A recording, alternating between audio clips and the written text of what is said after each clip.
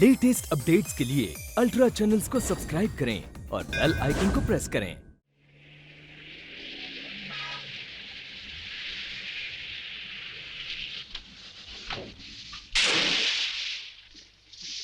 Hi, Dad.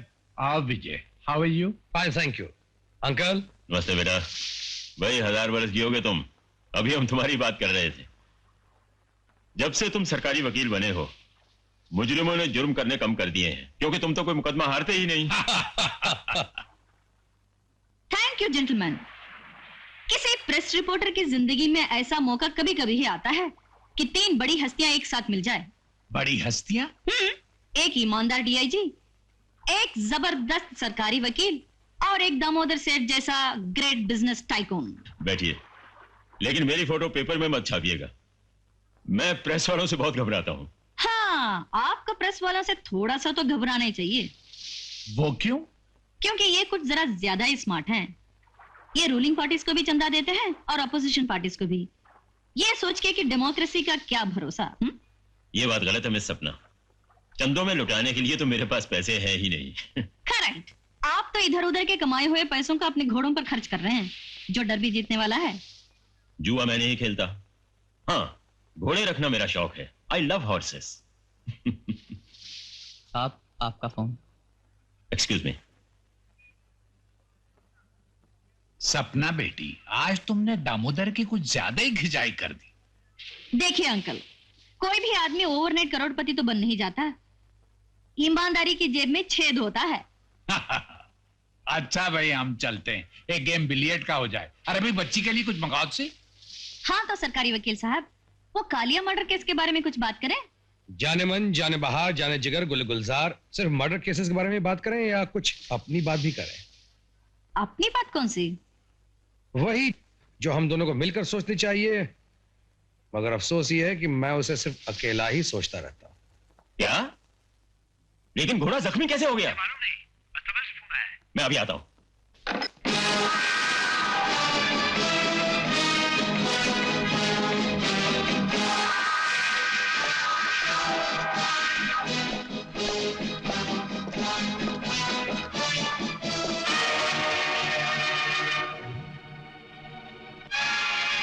ये कैसे हुआ डॉक्टर? मुझे नहीं मालूम, मुझे तो इसने फोन किया, आकर देखा तो इसके पैर से खून निकल रहा था। मुझे नहीं लगता ये इस रेस में दौड़ सकेगा। इस रेस में या कभी नहीं? अब ये तो इसका जख्म ठीक होने के बाद मालूम हो सकेगा। आप लोग जानते हैं कि लोगों ने इस घोड़े पर लाखों रुपए लगाए हैं, और अगर ये रेस में नहीं दौड़ेगा तो मेरी कितनी बदनामी होगी। अगर ये हो कैसे गया, जबकि एक आदमी 24 घंटे इसकी निगरानी पर रहता है? कौन आया था यहां? वही नहीं मालिक। ये घोड़ा जख्मी करने के लिए तुम्हें कितना पैसा दिया गया था? कुछ नहीं मालिक। बोल, कितना पैसा दिया गया था? बोल, कुछ नहीं मालिक। बोल, कितना पैसा दिया? नहीं मालिक। नहीं, नहीं। बोल, कितना पैसा दिया गया था?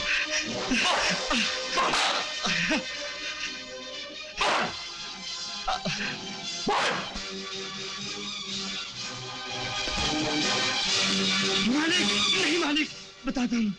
मुझे 10,000 रुपया दिए गए थे इस घोड़े को बेकार करने के लिए। किसने दिए थे? सुखदेव के आदमी ने। सुखदेव?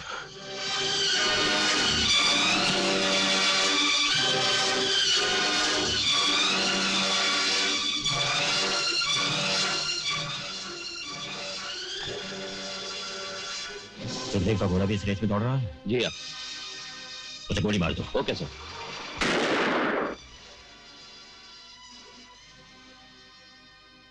वो हरामजादा मेरा एक घोड़ा मार के ये समझता है कि 30 मार खां बन गया। अरे मैं ऐसे 100 घोड़े खरीद सकता हूं। उस हरामजादे को अगर सबक न सिखा दिया तो मेरा नाम सुखदेव नहीं। ये सुखदेव कौन है कि पिछले 6 महीने से जिसकी फाइल धूल खा रही है? इस पर कोई एक्शन क्यों नहीं लिया गया? शायद आपको नहीं मालूम सर, उसके बहुत बड़े बड़े पॉलिटिकल कनेक्शंस हैं। नॉनसेंस। मैं यही तो मालूम करना चाहता हूं कि उसके कौन से पॉलिटिकल कनेक्शंस हैं। आज से 2 साल पहले डीआईजी मिस्टर डिसूजा ने उसकी इंक्वायरी शुरू करवाई थी सर, और उनका ट्रांसफर बस्तर में हो गया था। ओ, तो ट्रांसफर के डर से आपने ये फाइल दबा रखी थी। सर लेकिन शट अप। ऐसा लगता है कि मुझे ही कुछ करना होगा। क्या बात है सुरजीत? आज डीआईजी सुंदरनाथ के ऑफिस में सुखदेव के बारे में पुलिस ऑफिसर्स की मीटिंग हुई। सुखदेव के बारे में? क्यों? शायद उसकी पुरानी दबी हुई फाइल उनके हाथ लग गई है। ओह, फिर? डीआईजी साहब ने उसको गिरफ्तार करने खुद फैसला किया है। और तुम इसलिए परेशान हो कि दुश्मन होने के साथ साथ वो हमारे बहुत से राज भी जानता है। जानता तो है, क्योंकि दुश्मन होने से पहले वो हमारा पार्टनर था। बोल भी सकता है, खुद तो डूबेंगे सनम, यार को ले डूबेंगे। देखो, तुम एक काम करो, ये खबर सुखदेव तक पहुंचा दो और उसे इस हद तक डरा दो कि वो कुछ दिनों के लिए बंबई छोड़कर भाग जाए। नहीं, तुम ऐसा करो कि सुखदेव से जाकर कहो कि मैं उसे मिलना चाहता हूं। शायद वो नहीं आएगा। वो अपने घोड़े की मौत अभी तक भुला थोड़ी होगा। तुम सुखदेव से जाकर कहो कि दामोदर उससे मिलना चाहता है। वो आएगा।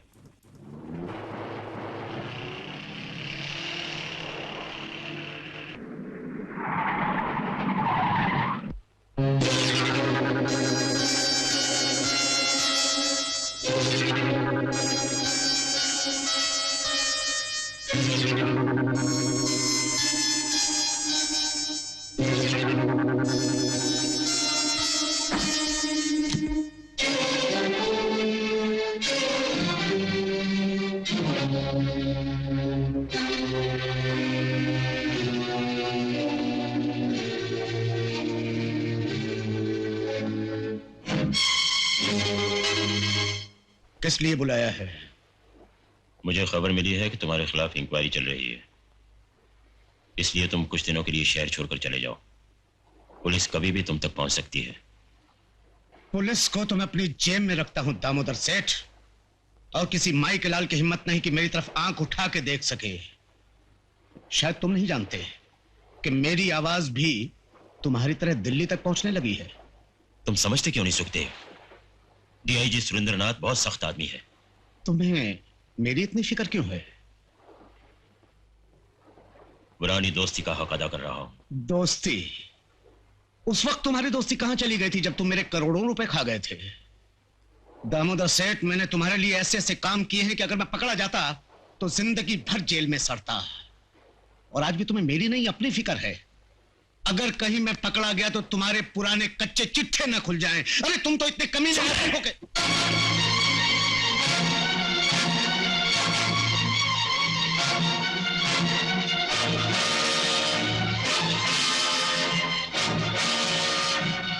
ठीक है, अगर तुम जानबूझकर कुएं में गिरना चाहती हो तो गिरो, लेकिन एक बात याद रखो कि अगर तुमने किसी भी केस के सिलसिले में मेरा नाम लिया तो अंजाम अच्छा नहीं होगा।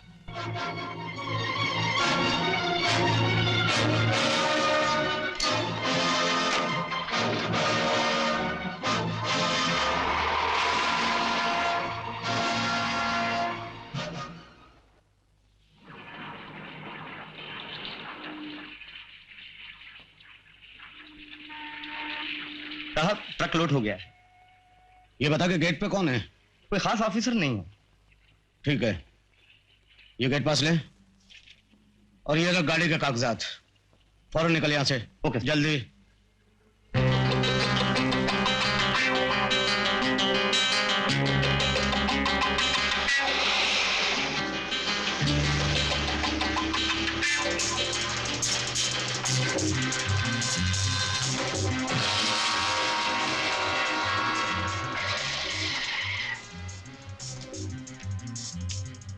साहब, क्या ले जा रहे हो इस ट्रक में? जसवाक हॉस्पिटल का सामान है, कुछ दवाएं हैं, कुछ ऑपरेशन के इंस्ट्रूमेंट। हाँ, एक क्रेट खोल के दिखाओ। दिखाऊं? हाँ हाँ।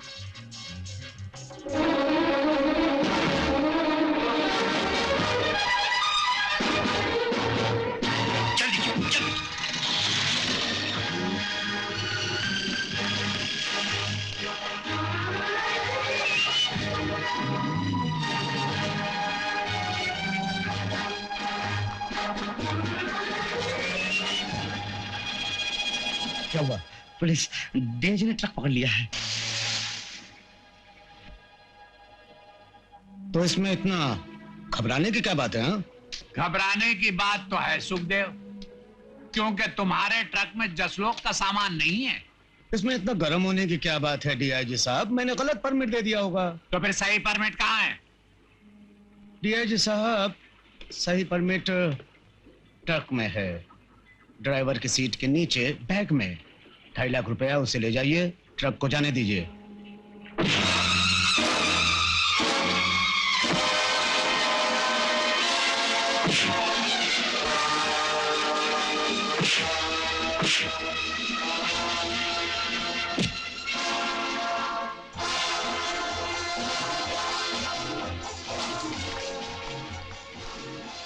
सरकारी माल चुराने और सरकारी अफसर को रिश्वत देने के जुर्म में तुम्हें गिरफ्तार किया जाए। अरे जा, बात तुम जैसा ऑफिसर आया चले गए। ले चलो मुझे, कल जमानत पे आ जाऊंगा और देख लूंगा एक एक को। मेरे परमिट के बगैर कोई ऑफिसर आज तक यहाँ नहीं टिक सका, समझे? अबे टिकने की बात तो दूसरी है, मैं देखूंगा कि कल तेरी जमानत होती कैसे। इसके ऑफिस की तलाशी लो और सील कर दो और बंद कर दो इसे। Right sir. चलो।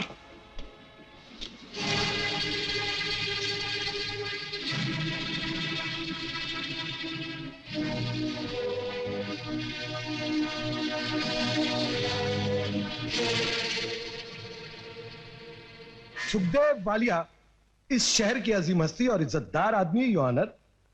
इन्हें इस तरह मुजरिमों कटहरे में खड़ा करना सरकार को शोभा नहीं देता, इसलिए मैं इनकी जमानत की दरख्वास्त पेश कर रहा हूं। I object your honour. Defence counsel का कहना है कि सुखदेव वालिया एक इज्जतदार आदमी है। मैं भी यही कहता हूं योर ऑनर, इसलिए कि सुखदेव वालिया ने अपनी इज्जतदारी का सफर शुरू किया था एक कत्ल से। आज से 15 साल पहले सुखदेव वालिया खोसला ट्रांसपोर्ट कंपनी में एक मामूली सा ट्रक ड्राइवर था। एक दिन सुखदेव वालिया अपने ट्रक में किसी स्मगलर का माल भरकर दमन से बंबई आ रहा था और वो स्मगलर खुद अपनी गाड़ी में इनके आगे आगे चला रहा था। रास्ते में हाईवे पे मौका मिलते ही इन्होंने उस स्मगलर को जान से मार डाला और उसका सारा माल लेकर भाग गए। और मेरे फाजिल दोस्त ये कहते हैं कि ये एक इज्जतदार आदमी है।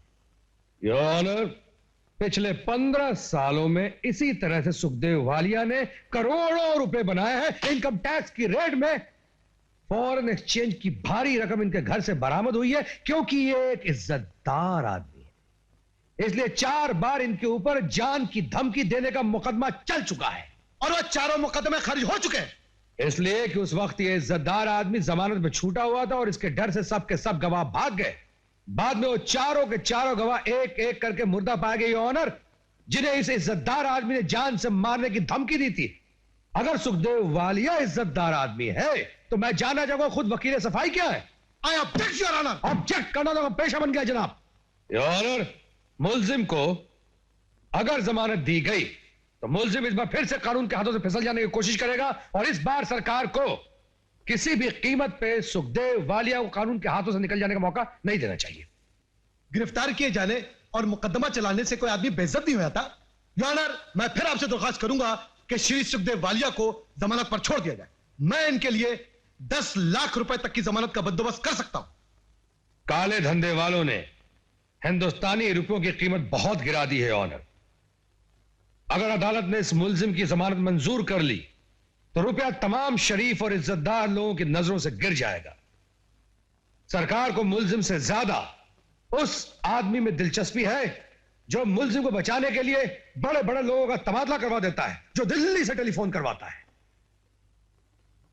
मुल्जिम सिर्फ दुश्मनों की तलवार है ये ऑनर, और सरकार उस हाथ को काटना चाहती है जो तलवार चलाता है। और उस हाथ तक पहुंचने के लिए इस इज्जतदार आदमी का जेल में रहना बहुत ही जरूरी है your honour. That's all. Thank you very much. ये अदालत मुल्जिम सुखदेव वालिया की जमानत की दरखास्त नामंजूर करती है।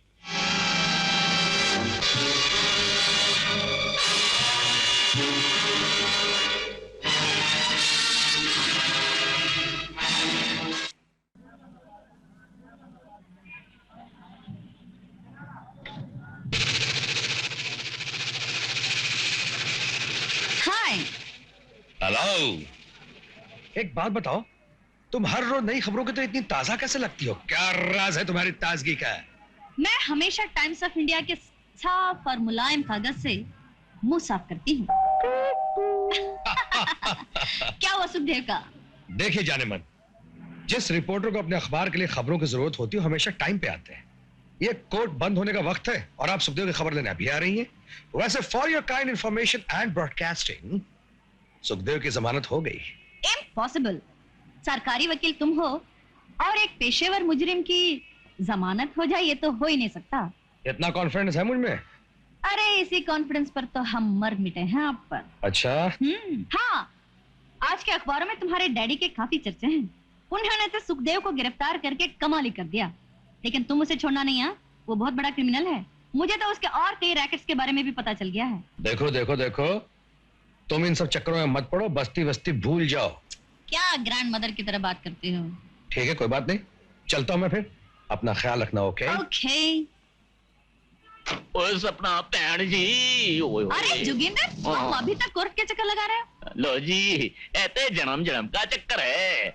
लगता है अगला जन्म भी मुझे इस कोर्ट यार्ड में लेना पड़ेगा। इस जन्म में मेरे केस का फैसला नहीं होगा। ले दे के आहूं।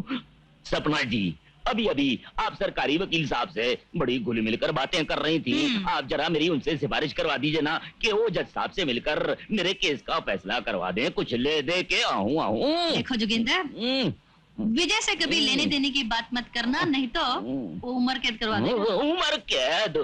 वो तो उम्र के साथ साथ चलती है। लेकिन तुमने वो एक्सीडेंट किया कैसे? क्या पीकर ट्रक चला रहे थे? ओ जी, पीना तो मैंने उस एक्सीडेंट के बाद चालू किया है। पिया हुआ था वो था, वो जो मेरे ट्रक के नीचे आ गया। मैं उसको जी टाटा मेमोरियल अस्पताल ले गया। टाटा वालों ने कहा आपकी मेमोरी खराब हो गई है, ये पुलिस केस है। मैं उसको पुलिस स्टेशन ले गया। उन लोगों ने कहा ये इस इलाके का केस नहीं है। मैं उसको दूसरे पुलिस स्टेशन ले गया। उन लोगों ने कहा इस इलाके का केस नहीं है। वो जनाब मरने वाला दुनिया का इलाका छोड़कर ऊपर के इलाके में चला गया और जालिम मुझको जिंदा तरगोर कर गया। वो जिंदगी भर की कैद भुगतने के लिए छोड़ गया जानकी दास वकील की जेब के अंदर। वकील की जेब के अंदर? ओ जी, 3 ट्रक सीगे, 2 ट्रक बिक गए, तीजा खड़ा हॉर्न बजा रहा है मुझको भी भेज दो।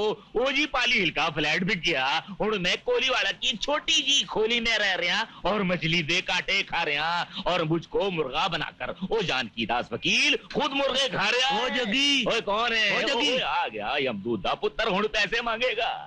अरे जोगिंदर सिंह, यहाँ क्या कर रहे हो? यही तो सब कुछ करना है जी। अगर यही सब कुछ करना है तो मेरी फीस लाए हो, 5 तारीख पड़ी है। लाया हो जी। तो फिर यहाँ क्या कर रहे हो? तो फिर कहाँ करूँ? अरे मेरे ऑफिस में, दफ्तर में। समझ गया, दफ्तर में, ऑफिस में। आओ सपना जी, सरकारी वकील से आओ। सुखदेव की क्या खबर है? पुलिस कस्टडी में सर। मतलब उस पर सख्तियां होंगी? जाहिर है साहब, डीआईजी इस केस पे पर्सनल इंटरेस्ट ले रहे हैं। देखो, मुझे सुखदेव की पल पल की खबर होनी चाहिए। Okay sir. वो कमजोर आदमी है, कभी भी टूट सकता है। पुलिस की मार खाकर उसने कुछ भी उगल दिया तो बात हम तक पहुंच सकती है।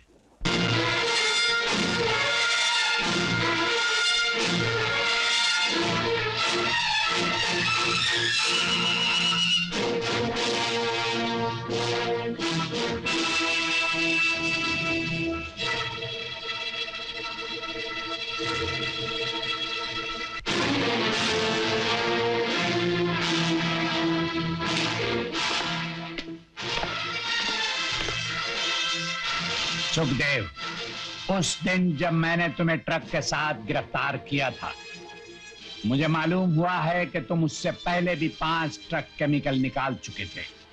कहां है वो माल? 25 जून को कसारा घाट के पास जो माल गाड़ी लूटी गई थी, उसका माल दहसर में गणपत के गोदामों से निकला है और गणपत के बयान के मुताबिक वो गोदाम तुम्हारे हैं।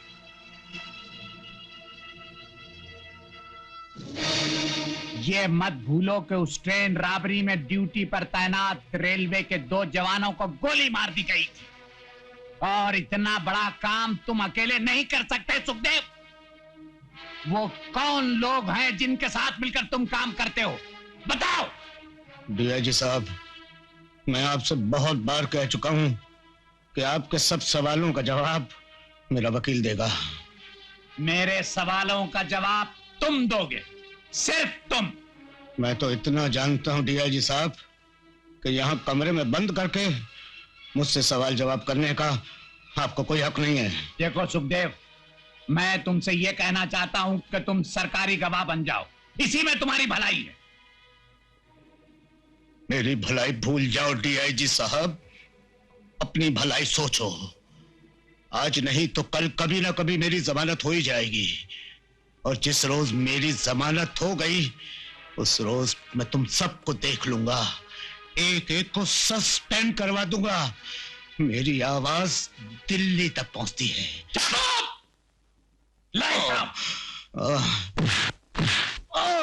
मैं तेरी आवाज दिल्ली तक पहुंचाता हूं।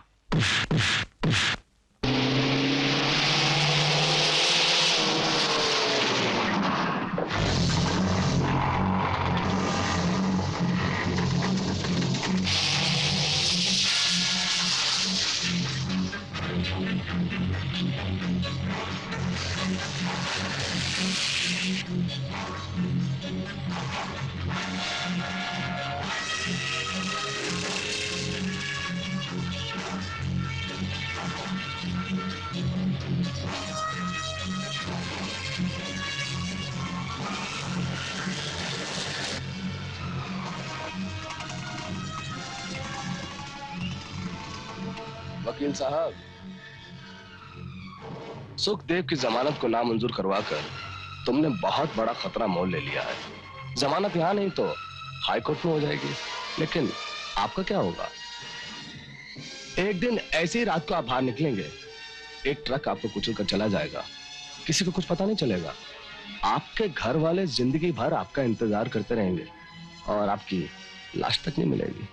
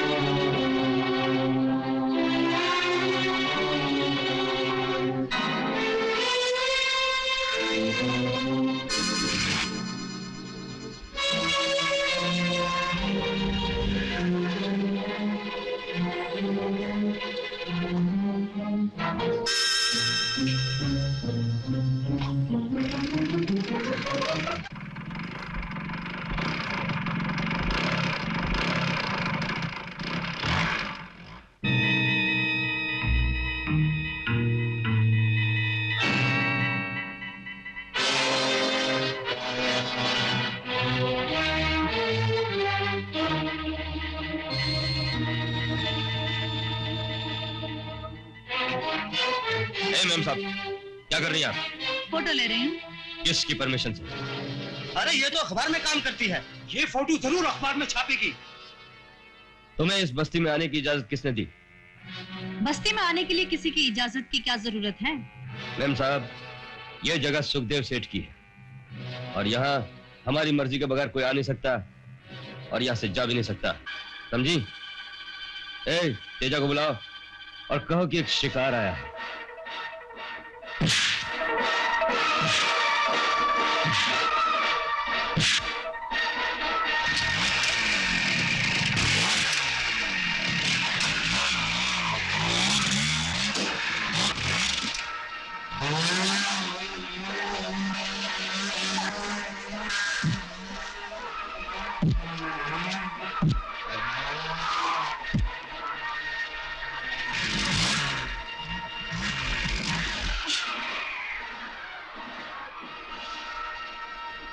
बहुत मस्ती आ रही है ना? चल चल।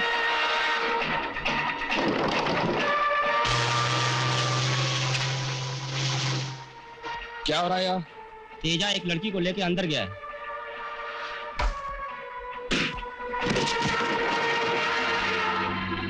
तू चला जा अब्बू।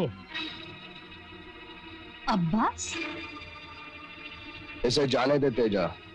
तेरी क्या लगती है?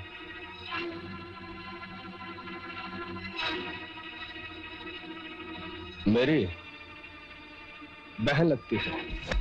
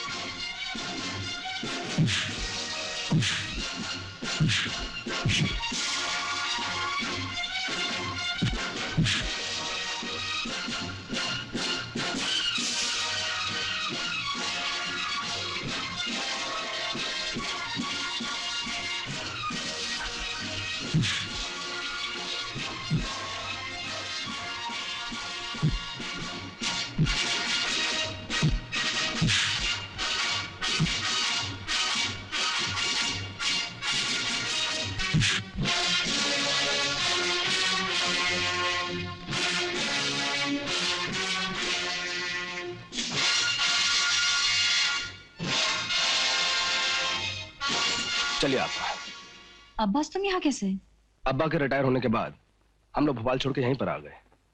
यानी कि मास्टर जी यहीं रहते हैं? जी। क्या करते हैं? वो बांद्रा मस्जिद के पास उर्दू हाई स्कूल में पढ़ाते हैं। आइए आप, हम लोग चलते हैं। हाँ।